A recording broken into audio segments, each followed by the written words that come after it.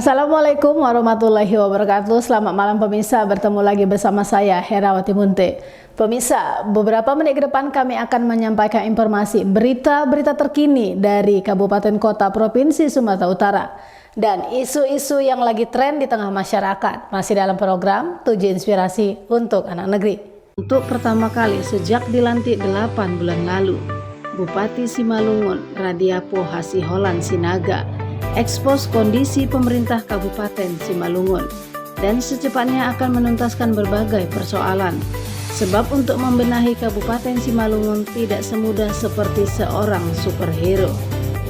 Bupati Radiapo pada pertemuan dengan puluhan jurnalis dari berbagai media cetak dan elektronik menjelang akhir tahun di Rumah Dinas Wakil Bupati, Jalan Suri-Suri, Kecamatan Siantar, Kabupaten Simalungun, Sumatera Utara, Senin 27 Desember 2021 mengatakan, selama 8 bulan memimpin Simalungun bersama Wakil Bupati, Joni Waldi, hanya memaksimalkan anggaran yang sudah dianggarkan pada masa pemerintahan sebelumnya. Apa yang bisa kami lakukan di sisa anggaran tahun 2021? Mungkin sama-sama kita mengetahui bahwa pemerintahan saat ini meneruskan kebijakan yang sudah dianggarkan pada tahun 2020.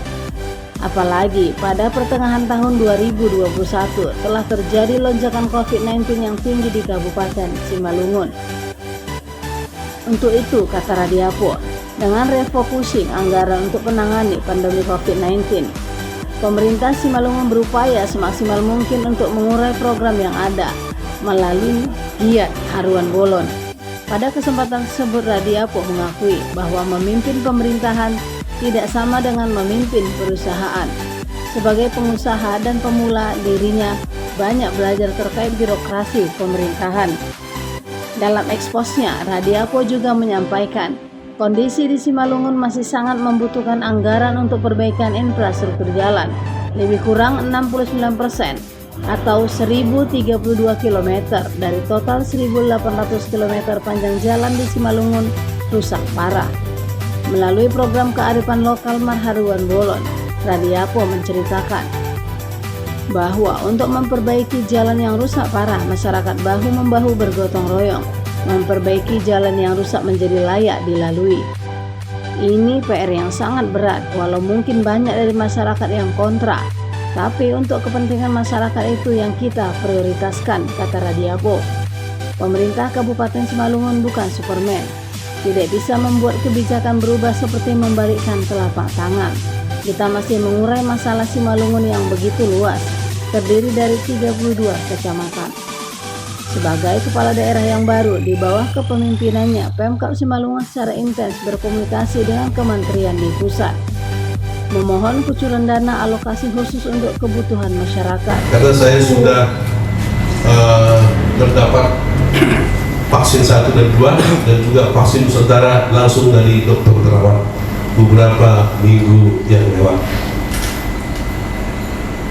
Bapak Ibu,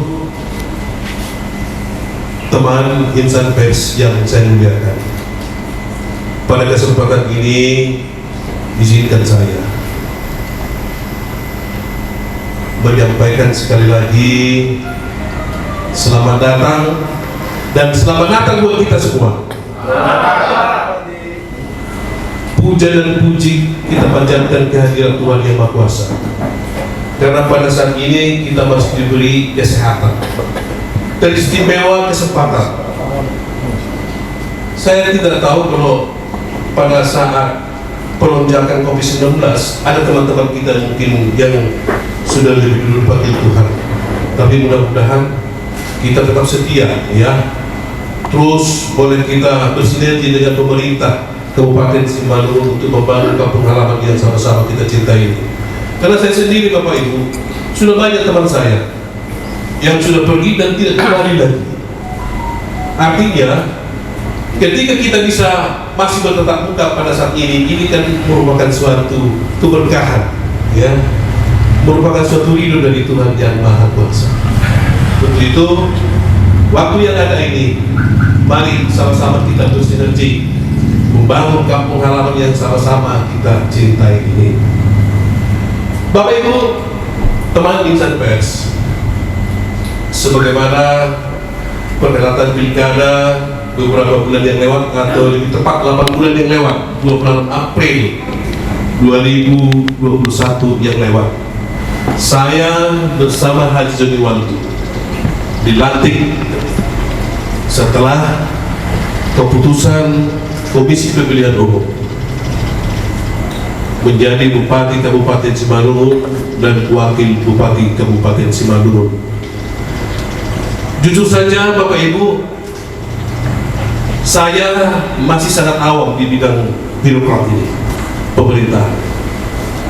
Tentu Bapak Haji Waldi yang sudah malang melintang di birokrat di dunia pemerintahan, jujur saja saya harus banyak belajar dari beliau.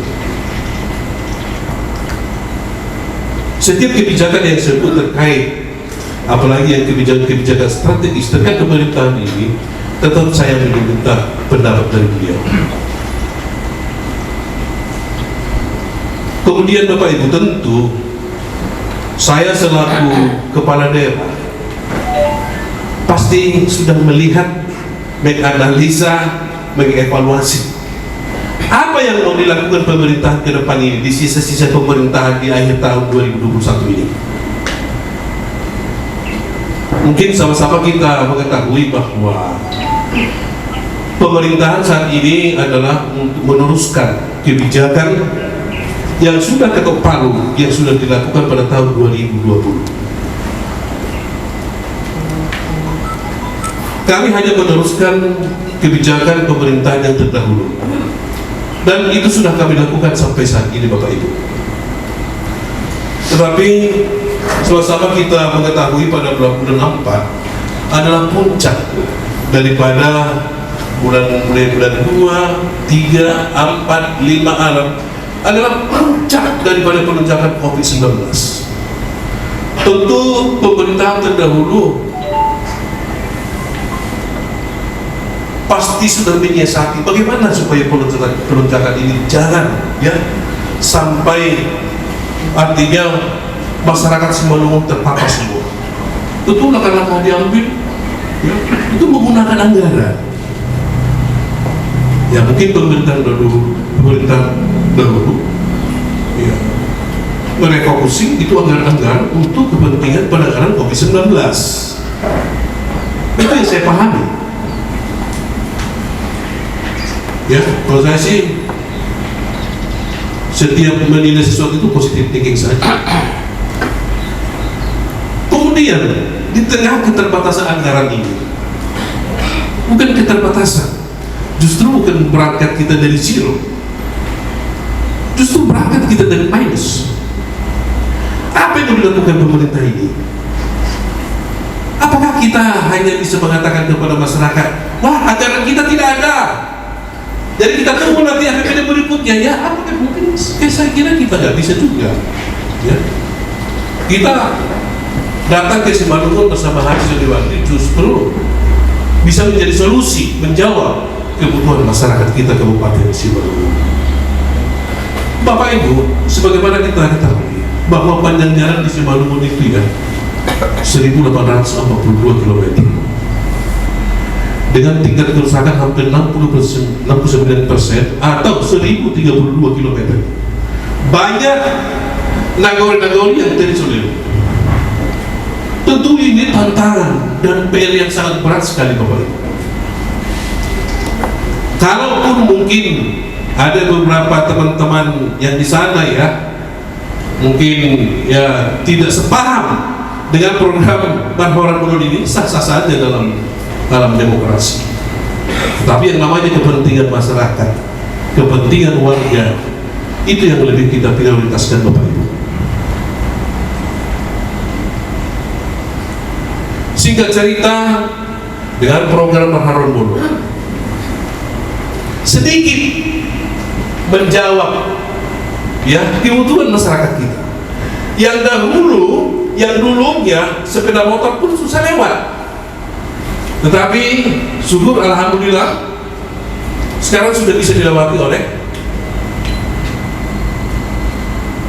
kendaraan roda 4 sampai dilalui 20 sampai 25 km per jam.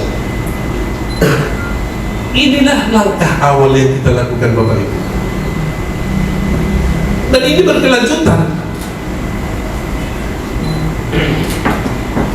Dan pemerintah hanya leader, namun panitianya itu adalah dari nagori masing-masing. Jadi artinya ini murni adalah swaklola masyarakat bersama masyarakat di perantauan yang sudah mapan dalam hal ekonomi. Jadi sama sekali pemerintah tidak ikut di dalam kepanitiaan Manharon Morodini, hanya sebagai leader, pengarah. Justru ketika saya menyambangi masyarakat yang sedang bergotong royong, saya juga sedikit memberikan donasi dari saya di setiap ruas jalan. Ya, artinya disitulah lambang kepedulian kita dengan Tanah Hamonarun Domona ini.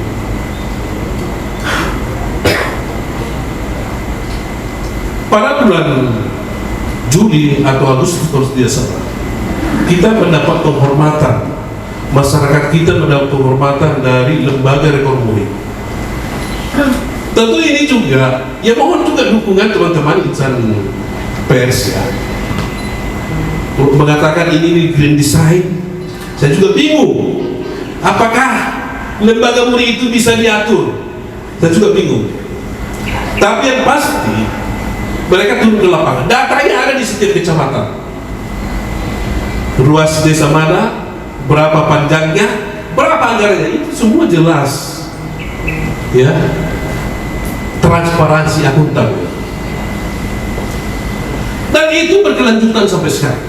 Kalau mungkin Bapak Ibu bisa melihat sekarang ya, dari Pematang Siantar ke Tiga Lubu kampung saya, sekarang sudah bisa ditempuh 1 jam. Itu akibat gotong royong Bapak Ibu. Manharon dulu. Mungkin juga kalau ada teman-teman dari perdagangan bisa lihat.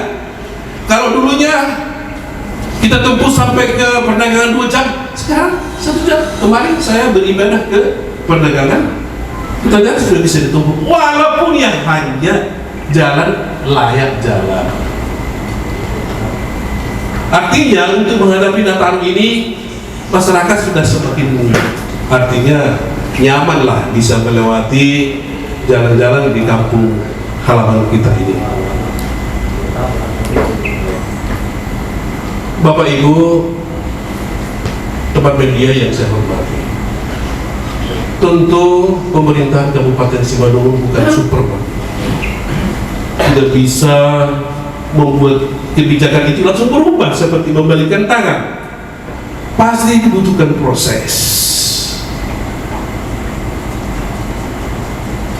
Kalaupun selama ini saya tidak bisa langsung menyapa Bapak Ibu sekalian face to face, itu bukan unsur kesengajaan Bapak Ibu, tapi memang karena kita ini kan masih mengurai masalah ini, ya, masih mengurai masalah. Simalungun ini 32 kecamatan Bapak Ibu, bukan gampang. Kita menghadapi masyarakat saja, ya, jam 6 pagi di depan rumah saya sudah bisa menunggu sampai 3-5 kelompok, ya, elemen masyarakat. Ya mungkin kita suruh pergi pulang. Kita pulang dari lapangan jam 7 atau jam 8 sudah ada lagi nunggu. Tapi memang saya amini itu karena memang luasnya teritorial kita Kabupaten Simalungun ini luar biasa luas. Kalau di Jawa kita ini sudah tiga kabupaten kita ini. Makanya kalau saya ke Senayan, ya jujur saja, kalaupun ada yang kontra, itu ke Komisi 2 ADK harus saya sampaikan, Pak, jangan lupa ketika moratorium ini Simalungun ini harus mekar ini, harus mekar. Kenapa? Survei membuktikan 98% dampak daripada pemekaran adalah positif. Bisa kita bayangkan Bapak Ibu, ketika Tapanuli Utara belum mekar seperti saat ini membahas Toba dengan Samosir. Saya masih ingat, kita kalau nggak salah dalam 510 miliar kepada mereka masih 480. Sekarang Mari kita jumlahkan APBD mereka. Sudah 5 T. 5 T-an bro. Kita berapa? 2,2 T. Harusnya APBD kita saat ini adalah 5,5 T. Artinya apa? Ya memang pembagian kue itu memang seperti itu gitu. Jadi memang kita gak usah merasa suka, oh nanti gimana budaya Simalungun jadi hilang, di sana jadi hilang kalau terjadi itu kan bukan. Orang Simalungun ini saya sudah pelajari, justru yang merawat budaya Simalungun itu justru saudara kita yang di bawah. Malahan saya kan sering mengikuti pesta. Kalau di Simalungun bagian bawah kita masih sering melihat ya ornamen Simalungun itu ya semua memang lengkap semuanya. Justru kita di Simalungun bagian atas yang belum pernah kita lakukan apa namanya? Faktor permainan. Justru sudah biasa kita buat sini faktor permainan. Nah, tapi itulah mungkin iya, tapi itulah mungkin ya mobile juga mungkin ada TV barangkali ya. Tapi saya kira bukan seperti itu. Kemudian Bapak Ibu, tentu bagaimana kita untuk menggali sumber-sumber pendapatan ke depan untuk Kabupaten Simalungun? Karena kalau kita tidak bergerak, kalau kita tidak baik, kampung halaman kita ini masih seperti ini terus, tidak bisa berkembang. Terus bagaimana generasi kita ini? Kita bayangin saja, banyak produk-produk Kabupaten Simalungun yang menjadi brands kabupaten yang lain malahan. Contoh jeruk, kopi, justru di brand daerah yang lain. Ini kenapa? Inilah militansi kita yang kurang dengan produk kita sendiri. Kemudian orang-orang yang sayang dengan Simalungun ya harus juga kita pertanyakan. Jadi untuk itu pemerintah Kabupaten Simalungun, mari kita mengajak semua tokoh-tokoh masyarakat yang ada di Kabupaten Simalungun, sama-sama kita menggerakkan semua potensi-potensi yang ada di Kabupaten Simalungun. Banyak sekali potensi ini. Pesisir terpanjang di kawasan yang ada di Simalungun hampir 79 km. Kita bayangin saja ketika infrastruktur jalan terbentuk mulai dari Bage sampai ke Haranggao, pertumbuhan ekonomi di kawasan itu luar biasa. Yang lebih fenomenal Bapak Ibu, hari Minggu kemarin saya beribadah di Bage. Dampak daripada gotong royong setelah 75 tahun merdeka Indonesia, barulah pada hari Minggu kemarin tembus Haranggao sampai ke Bage. Ini adalah luar biasanya warisan nenek moyang kita yang sebenarnya tidak kita perdayakan pada saat ini Bapak Ibu. Bukan hanya di penanganan sebenarnya masalah infrastruktur jalan, banyak aspek-aspek ke Manharon ini dari aspek-aspek yang lain. Banyak juga orang Simalungun hebat di Jakarta di bagian industri, bagian kesehatan, bagian pendidikan. Ini yang perlu kita ramu nanti, ya, perlu kita kemas dia seapik mungkin. Bagaimana supaya mereka mau? Ini contoh saja, ini contoh Bapak Ibu ya. Sekolah Del yang di Persea, Lagu Boti ya. Bayangkan anak didik kita, putra putri terbaik dari Del, sudah banyak sekolah di Harvard. Justru saat ini alumninya sudah ada yang menjadi penentu kebijakan di Kementerian kita.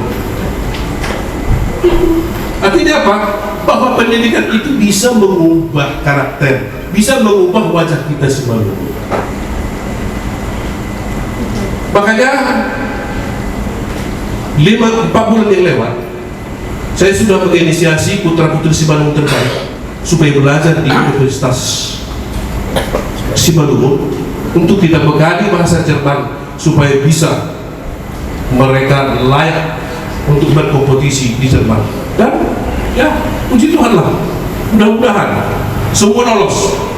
Bulan 2 mereka akan kita berangkatkan ke Jerman.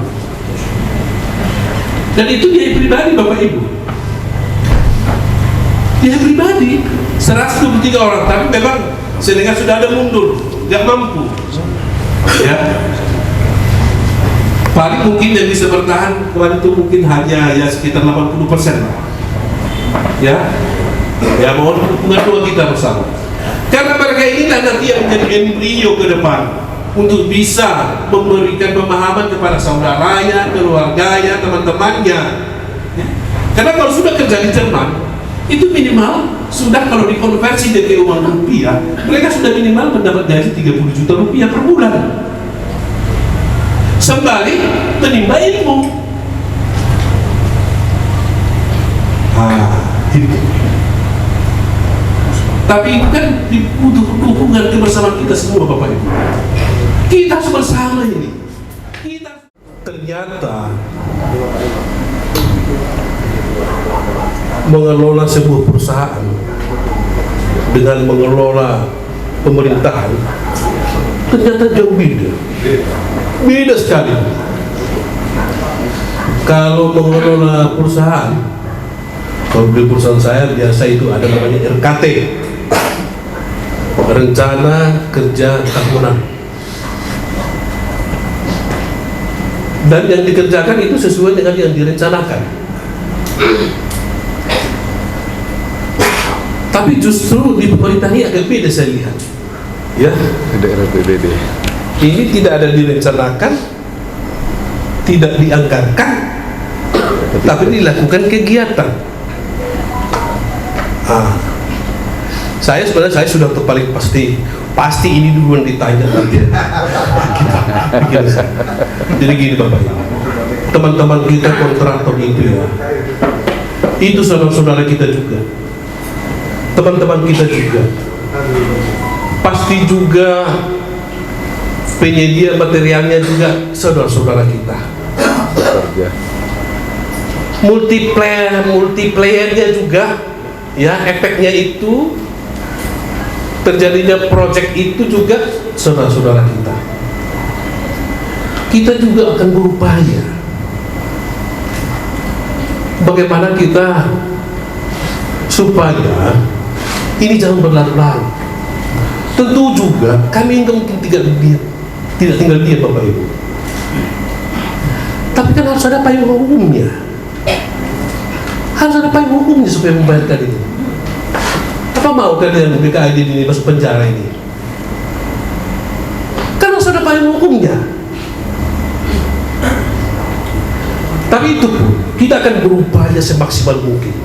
Kita juga sudah berdiskusi dengan pihak Kejari, Kejati, ya, sampai Kejagung. Kita minta pendapat, ya, sampai ke Kapolda juga kita minta pendapat terkait ini. Artinya apa? Kita akan berupaya bagaimana supaya hak daripada para kontraktor bisa terpenuhi. Tapi kan harus kita ada proses yang harus kita lewati dulu. Nah, ini contoh ya. Ibu Dos seperti ya. Tadi Ibu bilang berapa? 60 miliar ya. Nah, ini contoh. Kalau ditambahin nolnya berapa? Berapa nolnya Pak ditambahin? Satu aja. 16 miliar.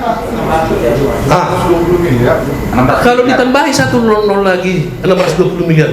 Seperti apalah beban pemerintah transisinya untuk membayar atau mengelola akibat daripada yang tidak, ya, memperhitungkan ketersediaan anggaran. Dan ini bisa menjadi satu modus nanti di pemerintahan ke depan. Contoh misalnya, kalau ini kita aminkan, saya buat aja nanti, saya tambah aja 20 lagi, jadi 6,2 triliun aja sekalian saya buat. Ini kan harus kita sikapi ini Bapak Ibu. Kita juga harus membuat suatu terobosan. Bagaimana juga hak-hak daripada teman-teman kita kontraktor jangan sampai terjolimi. Ini PR kita bersama, ya. Intinya bagaimana kita dulu untuk mengurai ya payung hukum ini supaya ada cantolannya supaya kita membayarkan ini. Sedang apa? Jujur saja Bapak Ibu, dengan situasi keuangan kita sekarang, kalaupun ada cantolannya, uangnya tak ada. Beban utang, Pak. Ya, Beban utang. beban utang. Persoalannya beban utang itu kan harus ada fisik uangnya. Nah, artinya gini Bapak Ibu, sampaikanlah. Saya juga siap ya, siap berinteraksi dengan teman-teman kontraktor. Tidak pernah saya mengelak, ya. Nah, karena ternyata seperti yang saya sampaikan beda ternyata ya mengelola. Terus terang saya bilang Bapak Ibu, saya masih harus banyak belajar ini mengenai keuangan ini. Ya, banyak belajar. Ternyata nggak sama. Memang mengelola keuangan daerah dengan mengelola perusahaan sendiri sangat jauh beda. Nanti ada di sini kepala BPKD nanti sampaikan.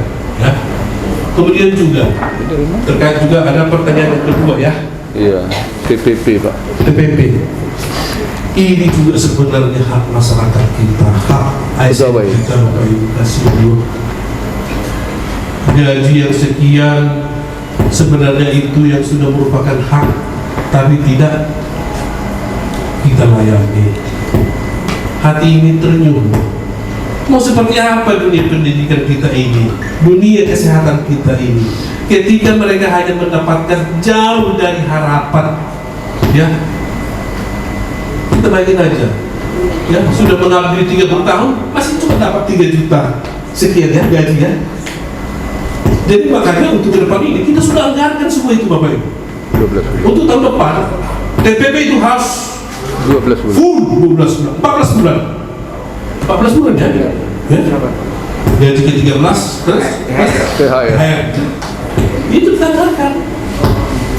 Kemudian juga BPJS di 3.000 berapa itu ya? 3.000 berapa?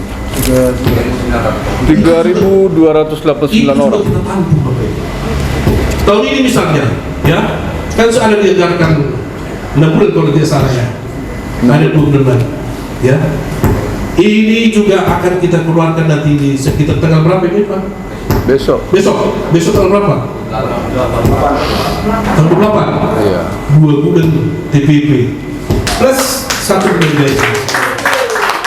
APBD Simalungun saat ini hanya 2,2 triliun. Bagaimana mungkin dapat membiayai kerusakan infrastruktur jalan yang menjadi keluhan masyarakat? Sementara belanja pegawai sudah mencapai 70%. Melalui lobi-lobi yang kita lakukan, kita berharap pemerintah pusat berbaik hati menggelontorkan anggaran untuk pembangunan berbagai sektor yang nantinya dapat mensejahterakan masyarakat Simalungun. Ekspos lebih kurang 3 jam tersebut dihadiri Wakil Bupati Joni Waldi, pimpinan OPD, staf ahli, asisten dan puluhan jurnalis dari Kabupaten Simalungun, Sumatera Utara. Mona Lisa TV mengabarkan.